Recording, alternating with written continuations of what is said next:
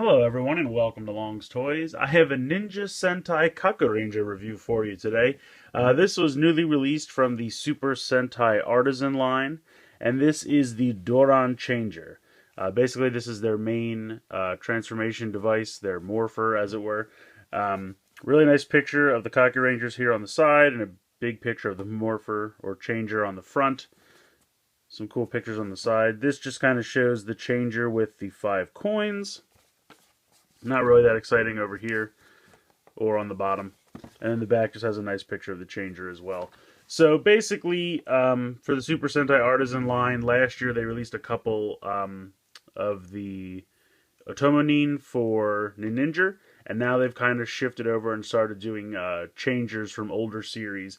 The first changer that they released was actually the morpher that we had as part of the Legacy line over here for MMPR. They took it over there and put some Jew Ranger stickers on it. And I don't know if they redid the coins or just released with the coins, but they also had the crystal that they form with the coin, and that was kind of a set they did. So that was the first changer they released, but I didn't bother to pick that up because it was essentially just a slight different version of the morpher I already have for MMPR. But this is a brand new changer because they did not use this in America. This is Japanese exclusive. They only used the Doron changer in Kakuranger, excuse me. And it looks really nice. So I'm going to get this thing out of the packaging here and we'll take a closer look. So this is everything you get in this set. Of course, you get the changer itself. You get the 5 coins. You get this little die-cast metal hammer. You get this bottle. And then you get yourself a tiny little Ninja Man. Now, some fans of MMPR might recognize this as Ninjor. In Japan, he was called Ninja Man. And he wasn't really a 6th Ranger. He was just kind of like a mentor or helper or ally of the team, I should say. But yeah, we got him over here as Ninjor, but he was called Ninja Man. And on their show, he was trapped in a bottle, which is what this signifies. And they used the hammer to get him out. So it's a very tiny little Ninja Man figure, but it's very nicely detailed. The front, I think, is very good. They did a nice job with the paint. There's a little bit of like scuffing on the mask there, you can kind of see, but it's not too bad. I still think the figure looks really good. And then how this works is you have the bottle, which you can see is painted to look dusty, which I think is a really nice touch. But that splits in half, and then you just go ahead and you can see there's a couple of little pegs right here. You just pop Ninja Man right inside, just like that, and then you close it back up. And then the little hammer just kind of fits in the mouth right here. You can see how there's like a peg with a slot, and that just fits right in there. And then this is how you kind of display it. And then they come along, take the hammer out of the mouth and use it to break the jar, and that releases Ninja Man. So I think it's just a tiny little accessory. I guess I just wanted to kind of boost the release so you got more than just the changer and the coins. But it's fun. I mean, it doesn't really serve any kind of purpose other than just to, be fun and be a little reminder of Ninja Man, since he didn't really have a transformation device or anything like that. So that didn't really make sense to include, but it's just a fun little bonus, I think, just to make it a nice little set. So I think that's fun. I'm going to put that off to the side for now, though. And we'll get into the changer here proper. Alright, so here is the changer itself, which looks very nice. This isn't really gold plating, I don't believe. I think it's just plastic. But it still looks very nice. You can see the 5 colors of the Kakurangers here. Red, white, yellow, blue, and black. And then this is kind of the generic logo they use. It does take 2 AAA batteries, which go in this compartment here. Here is the speaker. There's actually a really cool little compartment here that can clip open, and you can slide all the coins in there. So it's very handy for storage. Very nice, and then you just pop it closed. Now they do kind of rattle around in there, which is kind of annoying, especially if you take one of them out. Like, say, for example, you want to put one in the changer. So you put the other 4 in here. Then they kind of really rattle around. But it's not a big deal. Oh, I'm getting ahead of myself. It's since the button, it's not a big problem or anything, but it's literally right up against the button that pops that open. So a lot of times when you're opening or closing this, you'll accidentally hit the button. Not a huge problem, just, something to be aware of. Nice string here, a little bit of yarn, not really yarn, but kind of cloth, rope, I guess for lack of a better term. And then it has the bead on the end where they've knotted it. So very nice looking, like I said, very cool. Now there's no on or off switch that I can find, it's just kind of always on. But as you can see, it is possible to kind of just lightly tap this, and you can get that to open without activating the lights or sounds. Then you just slide it back closed. If you press the button, like really press it,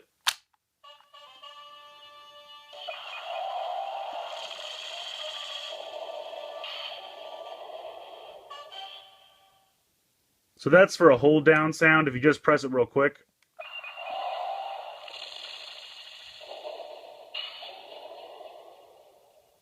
it does a normal sound.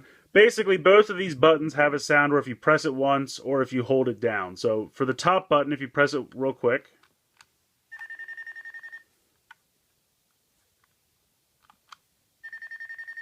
and then if you hold it down,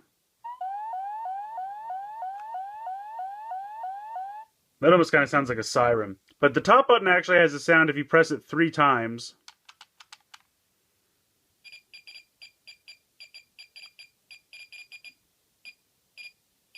And that almost kind of sounds like a Geiger counter to me or something, almost like they're using it to kind of detect something or track something. So I think that's pretty neat. Now, if you have it slid up and you press... Oh, still going on me. So you can press the button on the top and it'll still do the lights and sounds even though this isn't open. Only the bottom one slides that open. So that's pretty much it for lights and sounds with the changer. So just putting that off to the side for 1 second, we'll take a quick look at the coins here. They do give you a coin for each of the Kakurangers. So this is yellow, white, blue, black, and red. And they are definitely made out of, I think they're die-cast metal. They're very thin though, and they don't really feel very heavy on their own. But like if you pick up all 5 of them, then they kind of have like a weight to them, so you can tell they're coins, especially when they interact with each other just by, making sound like that. I'm not really sure. It looks like they're kind of easy to scratch, but not like so much that they're have huge gashes or anything, just kind of how normal coins get like dulled and scratched and things like that. So it's something to be aware of, just to be a little cautious. They're very similar to just like thin normal coins. But you just go ahead and slide it open. You can see inside here there's a little tab and then another tab up here. So you just go ahead and put it in the bottom one first and then push it in, it'll click in. And then you can close it up. And then when you want to transform, you just say Super Henkei.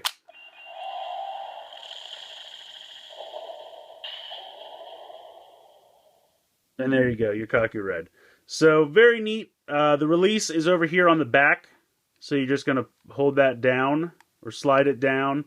And then what that's going to do is you can see that that lifts up that top tab right there. Sorry, I'm trying to not get glare, but everything's very shiny. The top tab, you can see it moving there. So you kind of hold that down and then you kind of have to, like, unfortunately, it doesn't just fall right out. You have to kind of tap it into your hand. But very simple. It's very neat. I love the coins. I love the changer itself. I think it looks fantastic. Here, I'll pop another one in for fun. We'll do blue.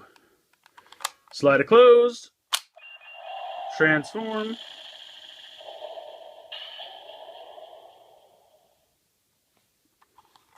And then if you want to do the transform while holding it down,